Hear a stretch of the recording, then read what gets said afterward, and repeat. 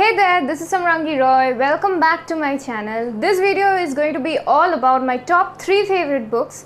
But before I start the video, I would like to take a moment and thank all my viewers. Thank you very much. I've just recently crossed 1000 watch hours, which is like a huge achievement for me. And I really don't know how I would have reached here if my viewers hadn't watched my videos and supported me the way you all did. Thank you so very much. This is a great moment of pride to me. So I'm going to talk about a few books now, a few books which happen to also be the books that you, like some of you, many of you in fact, wanted me to review. Number 1, Toni Morrison's Beloved. Number 2, Franz Kafka's Metamorphosis. And number 3, Color Purple by Alice Walker. So starting with Toni Morrison. Toni Morrison won the Nobel Prize for Literature in 1993. She also won the Pulitzer Prize for Fiction and the American Book Award for her novel Beloved, which is a very heart-touching story of a slave woman. It's based on a true story. It's a story about Margaret Garner, the actual character, and her story inspired Toni Morrison to actually end up writing Beloved, where the name of the protagonist is Seth.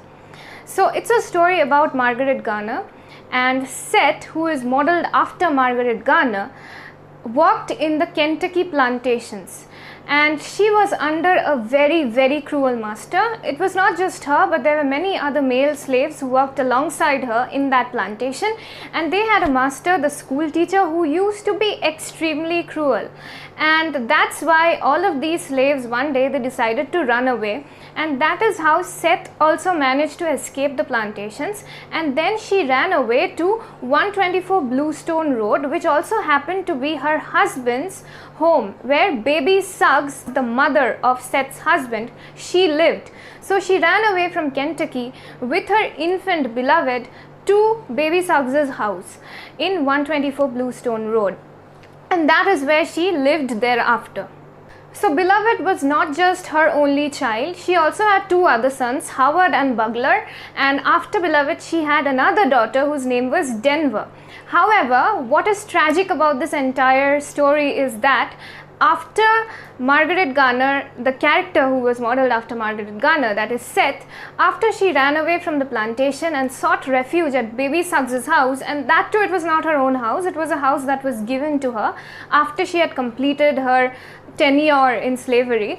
So this house was given to her, and that is where baby Suggs lived. And after Seth escaped from the plantations and went to live with baby Suggs, what happened was that a very short span of time elapsed, and the school teacher, who was the cruel master that I was talking about, he eventually went in search of Seth, who had escaped, and he found her living with baby Suggs in 124 Bluestone Road, which happened to be in Ohio. Our protagonist Seth, she was so traumatized just by the sight of the school teacher that she ran away with infant Beloved in her arms into a barn, where in front of the school teacher she actually killed Beloved with her own hands. She killed her baby with her own hands. Now you might be tempted to say that it was very cruel of her as a mother to kill her child, but why she killed Beloved was because she did not want Beloved to suffer the same fate that she had been suffering all the years before she went to live in Ohio with baby Suggs. She did not want Beloved to become a slave woman in future who anyone could use, who anyone could exploit, and who anyone could have forced sex with without her consent. So that is not the kind of fate that she wanted Beloved to end up having, and that is why she killed Beloved right in front of the slave driver. She was in a way protecting her child from a life of horrors by killing her at that very moment. So looking at that, the school teacher was convinced that Seth had lost her mind completely, and then he decided that he did not want to take her back to the plantation because Seth had lost her mind and she wouldn't be of much use anymore. But just after the murder of Beloved, 124 Bluestone Road, the house on 124 Bluestone Road, it started to be haunted by the spirit of the murdered infant. And it got so bad that the 2 sons, Howard and Bugler, they had to run away from home in fear. and it continued to be haunted for many years. And then even baby Suggs lost her life. She died, not because of the ghost per se, but because she was very old. She passed away. And then what happened was that it was only Seth and her only surviving daughter, apart from Howard and Bugler, that is Denver. They were living in the house together, just Seth and Denver, nobody else. And the hauntings continued to happen, and Denver continued to see sights of the ghost in the house, weird things happening in the house. So Denver was not very happy with it, but that is how their way of life was, and it continued for many years. So the haunting stopped for a moment after the arrival of Paul D, who was another slave who worked with Seth and her husband in the Kentucky plantation under the schoolmaster. So he had also run away, and he was so traumatized by his experience of slavery that he said that he boxed all his emotions, all his feelings in a tobacco bin in his heart. He compared his heart to a tobacco bin, and that is where he kept all his emotions. He couldn't express his emotions after he faced all of that as a slave. So the hauntings, they stopped for a while after the arrival of Paul D. However, this is where things took a turn, and the spirit of the infant, the spirit of the murdered infant, who used to be a spirit, a ghost till now, she actually took the form of a human, and she arrived at that house. And the way like her arrival has been described, she rose from the water, and when Seth first met Beloved, she experienced what you would call a breaking of the water bag. When she saw Beloved, who was now maybe some in her early 20s, she was a woman in her early 20s, and this is very significant because exactly 18 to 19 years earlier, when the baby was just 2 years old, that is when Seth had murdered Beloved. And now after 18 to 19 years, when Denver is quite a big girl, Beloved meets Seth again, and she is in her 20s, early 20s, maybe 20 or 21, something like that. And right at the first meeting, Seth experiences what you may call a breaking of a water bag. Just like pregnant women experience, the water breaks when it's time for their delivery, and a gush of water just flowed out of her uterus at that very moment, and she had to rush to the other side of the house. So this Beloved, she had absolutely no recollection where she came from or what she used to be till the moment she met Seth. It was as if she did not have a life before she met Seth, the 20-year-old Beloved who came in human form, that is. She couldn't remember anything. And that is when Seth, Paul D and Denver, they came to the conclusion that maybe she was also a slave woman, and she was so traumatized that she had no memories of that life left with her. Maybe her memories were repressed or something like that. So they gave Beloved shelter, and what eventually happened was that Beloved became very close to Seth, became very close to Denver too, and she even seduces Paul D at one point of time. So I've told you most of the story. It just gets darker from here. The story gets way too dark, but you have to read it. It's not a classic horror story, but it's more about the repressed memories of slavery which come back later to haunt all of these people. Seth, Paul D, Denver, everyone who was related to slavery, who was linked with this oppression, who was linked with this whole system of slavery in some way. Like Denver was never a slave, but Denver's mother, Seth, was, Paul D was, even Denver's father, he was also a slave. So this collective unconscious, the whole idea about Carl Jung's collective unconscious comes to the fore here, and Beloved is nothing but their repressed memories haunting them. So it's quite metaphorical actually. Even if you don't see Beloved as an actual ghost or the spirit of the infant, Beloved could be used as a metaphor for the repressed trauma, the repressed memories that all of these characters experienced either directly or indirectly. This book is fairly long, and the language is a little bit ambiguous, but if you are interested in reading books, if you are a reader, an advanced reader who likes reading books and who's read a lot of books before, this shouldn't be a problem to you. I read Beloved. It took me a week because I took many breaks in between. It's not like the book is very big. Somewhere around 350 pages, but it took me a week because I took many breaks in between. I couldn't read it at a stretch, and this is a kind of book that you need to relish, that you need to read and register. You need to let it all sink in, so it took me time. The second book that I'm going to talk about is Franz Kafka's Metamorphosis. Now this is an extremely interesting story, and it is not even that long. I mean, it will probably take you 2 hours to finish this book because it's more like a novella. It's more like an extended short story rather than a novel. It's a very easy read. It's been written in a very simple language, and the book is extremely interesting. Even my grandmother read the book and liked it. My grandmother, who never reads an English book, like she understands English but she doesn't like reading English books, but even she read this book and she found it extremely interesting and extremely meaningful, and I'm quite sure that you will find it too. For the ones who haven't read Metamorphosis yet, this is a must read and you're going to enjoy it like anything. So the story is a bit bizarre. You cannot pin it down to reality, but again, it's all metaphorical. So this is the story of Gregor Samsa, who was a traveling salesman and who was in the cloth trade. He was a traveling salesman and he had very tight schedules. So what happens is that Gregor Samsa's family constituted his parents and a sister, Greta, or Grete, I think her name was, who he loved very much and who wanted to be a musician, who played the violin excellently, and Gregor always encouraged her to be a musician, and he promised her that he would take her to Paris where she could play the violin. However, what happens is that the story begins with Gregor Samsa waking up one day from a deep sleep. He had office the next day. So he woke up from his sleep and voila, he found that he had turned into a huge insect, and all he had were his tentacles and a hard shell on his back. And what is bizarre about this book is that even while he had turned into an insect, the very first thought that comes to his mind is that how am I going to go to office? What is my boss going to tell me now?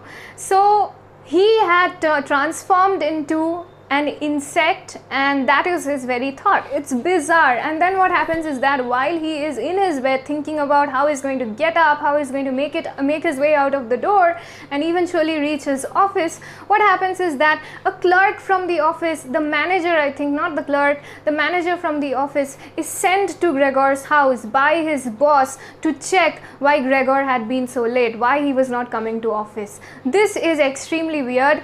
And what happens is that Gregor from inside the room is continuously listening to the conversation that is taking place between his parents and this office manager.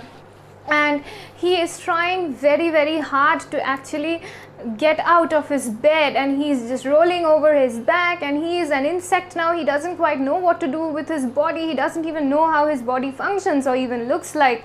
And when his parents are calling him from outside his room, he's trying to reply to them, but all he can hear is weird vocalizations, like weird noises coming out of his mouth, insect noises. They did not sound even remotely human.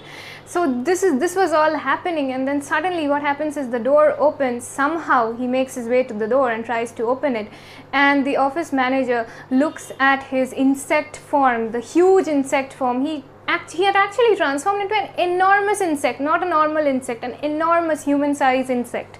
And the clerk looks at that and he is so afraid he runs away from the house. And this is just the beginning. So initially, Gregor's sister Grete, who had always had a very fond relationship with her brother, she showed a lot of empathy to her brother while he had transformed into an insect. So she was the one who went to his room and cleaned his room, who gave him food to eat every day, and he couldn't eat human food anymore. He had to eat everything rotten, otherwise he couldn't eat anything. So she was the one who went to his room, who cleaned up his room, gave him food to eat, and he was so like surprised at his own appearance, and more than surprised, I think he detested his new appearance, this whole transformation, that whenever Grete used to come into the room, he used to crawl under the bed so that she wouldn't be able to see him. However, this was all short-lived. Grete eventually became very frustrated, and her brother became more of a burden to her than the one she loved so much, than the one who helped her, even went out of his way to help her whenever she needed his help. That now that Gregor was transformed into an insect, he couldn't go to his office anymore, so the family's only source of income was completely cut off now, because he wouldn't receive his salaries anymore, he wasn't going to his office anymore. So they had to bring in 2 tenants from outside who would stay in their house and pay them the rent.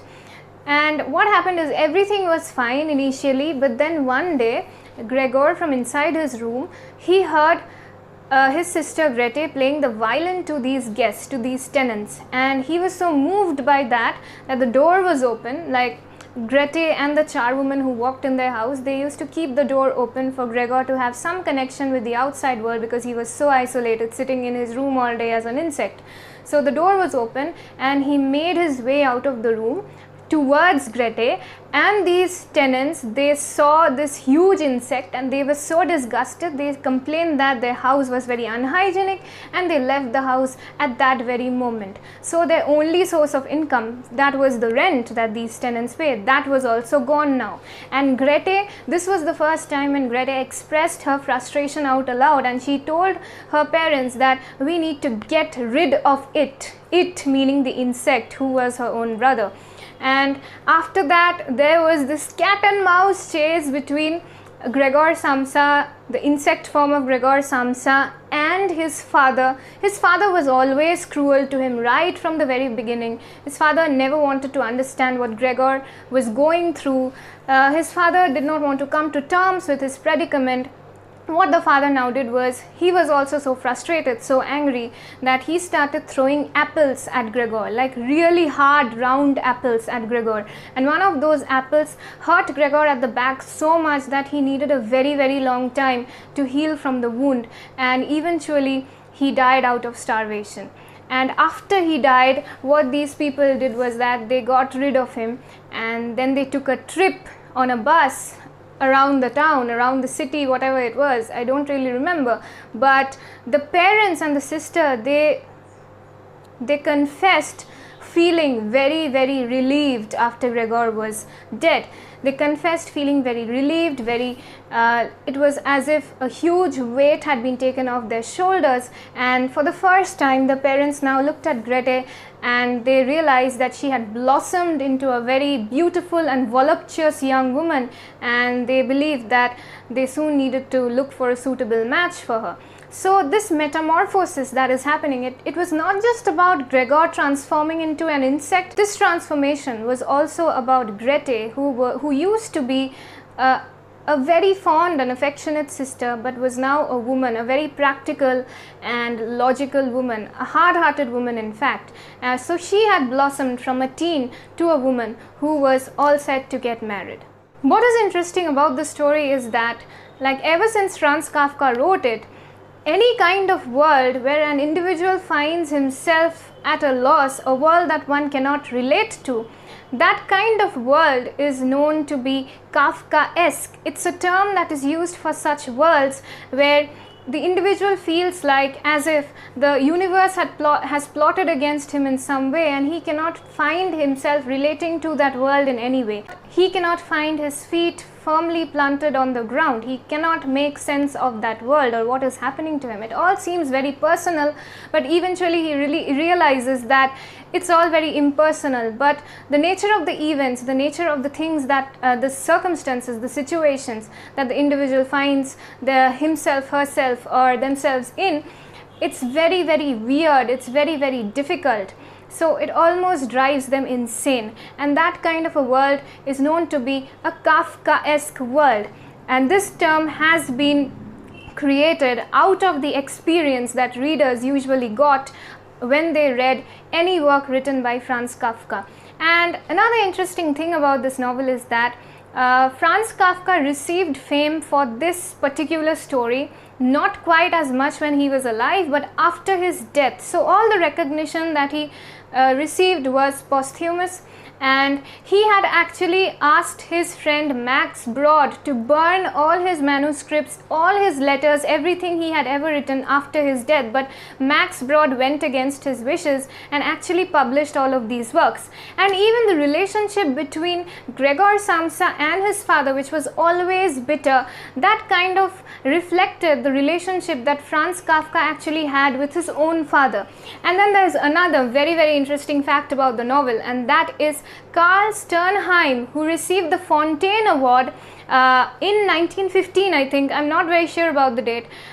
He actually went up on stage and he declared that he would like to give that prize, the entire prize money, to Franz Kafka, who he thought was a much better novelist, a much better storyteller than he ever could be. So think of how if someone today receives the Pulitzer Award or the Man Booker Prize, and he goes up and tells everyone that I wouldn't like to accept this award, instead I would like to give this award to some other novelist, his rival, who he thinks is a better novelist than him in many ways. So that is how it was in Franz Kafka's time. And many of the critics of his novels, many of the scholars, many of the Kafka scholars, they have this opinion that no one could write anything even close to Metamorphosis after Franz Kafka. So that is considered to be the greatest story of all time. Now this video is getting too long and I can understand that, but I am yet to talk about my third favorite book, and that is Color Purple by Alice Walker. And this is also one of the most remarkable books that I've ever read. And here too, Alice Walker has won the Pulitzer Prize for fiction and also the National Book Award for Color Purple. And I'm going to try to cover the plot of the book and why I think you should read it very quickly, because I'm already running out of time. So the plot basically revolves around an African American teenager who lives in Georgia, and her name is Celie. Now Celie also has another sibling, Nettie, who is her sister, and she is very, very fond of Nettie.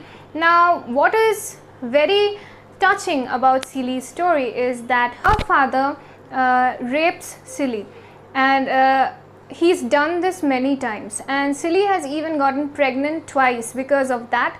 And eventually her mother also dies, and then they start looking for a suitable match for her sister Nettie, and here is where Albert comes into the scene. And what happens is that Nettie and Albert, they do not eventually end up together, but Alonso or Alfonso, the father, eventually marries off Celie to Albert, and the two children that Celie had when she was pregnant due to her father raping her, those two children are taken away from her right at childbirth, and they are sold away to other people, and Celie is made to believe that the children died. After the arrival of Albert, Celie marries Albert obviously, and then she goes away to live with Albert in his house.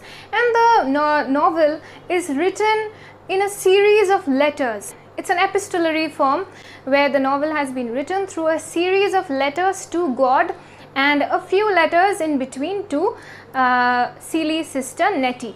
So all the chapters that you find in the novel, they are not even divided in chapter form. They are all different letters, a set of letters. That is what the novel is all about, and it is written in an African American dialect. So Nettie also writes letters to Celie, and Celie also writes letters to Nettie, but Nettie's accent, the way Nettie writes, is a lot more polished and written in proper English than how Celie writes to Nettie. Celie, she has the habit of contracting words and messing up grammar, exactly how the language was spoken. That's how Celie writes, but Nettie writes in a more formal and professional way because she has received education. She is a very intellectual woman. She runs away from her house and actually joins two other people, Corinne and Samuel, and they actually go around to different African countries and they educate the children there, they educate the African men and women. So anyway, what happens is that Celie goes to live with Albert, and this entire novel revolves around the different relationships that Celie has with the women around her. The first one is Sophie, who is one of Albert's son's wife, Sophie. and Sophie also gets pregnant because she was in a relationship with one of Albert's sons, and then they eventually marry each other because now that Sophie was pregnant, no one else would marry her. So Albert's son, I forget the name, and Sophie, they get married. And what happens is that Sophie is the complete opposite of Celie. Celie used to be a very submissive woman, like she used to be raped, she used to be beaten up, and even raped against her will by her own husband, just like she used to be raped by her own father. And she like silently bears it all. She doesn't complain, she receives it all very patiently, very submissively. Even Albert's children beat her up once and she doesn't say a word about it to anyone. She doesn't open her mouth in way of complaint. But Sophie, this woman Sophie, who was Albert's son's fiancée and then eventually his wife, she was the complete opposite. She was very dominating, she was very strong, very independent. She did not care. She did not care at all. So there was this one incident where Albert's son actually beat up Sophie on Celie's advice because she was not listening to Albert's son. And Celie, like the patriarchal woman that she had grown up to be, she actually gave Albert's son the advice that you should beat her up to teach her a lesson so that she listens to you more.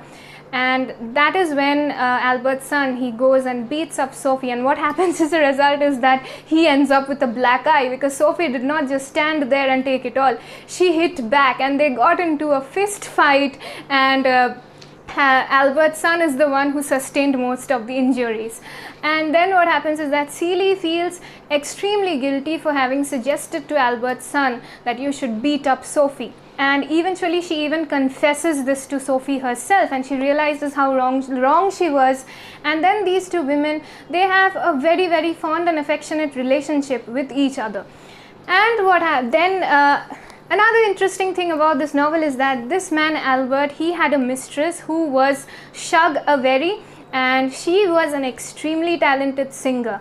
And what happens is that this man is still in love with Shug Avery, even though he is married to Celie, and he still meets Shug Avery from time to time. And then one day Shug Avery falls very, very sick and he brings her home, and that is when Celie looks at Shug Avery and she is completely fascinated with her, and eventually they become lovers, Celie and Shug Avery. I absolutely loved this part of the book.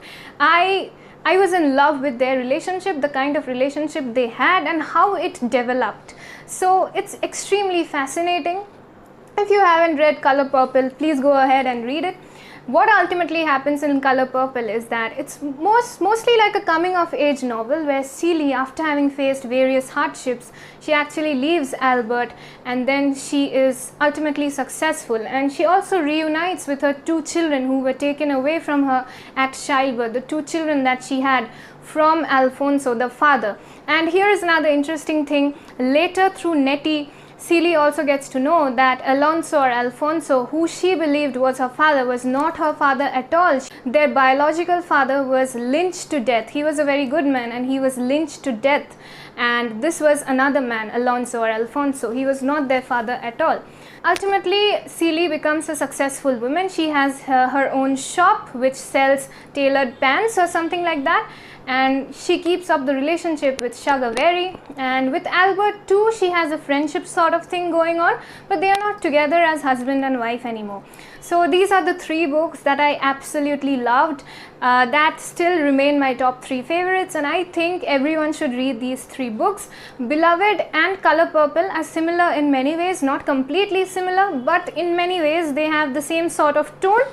But Metamorphosis is something that is completely different, and I am 100% sure that you are going to love it. So that's it for this video. Hope you enjoyed it, hope you liked it. If you've enjoyed this video, please do like the video, share it with your friends, and definitely subscribe to my channel. Thank you once again for 1000 plus watch hours. Please stay safe, please stay happy. See you again in my next video. Bye bye.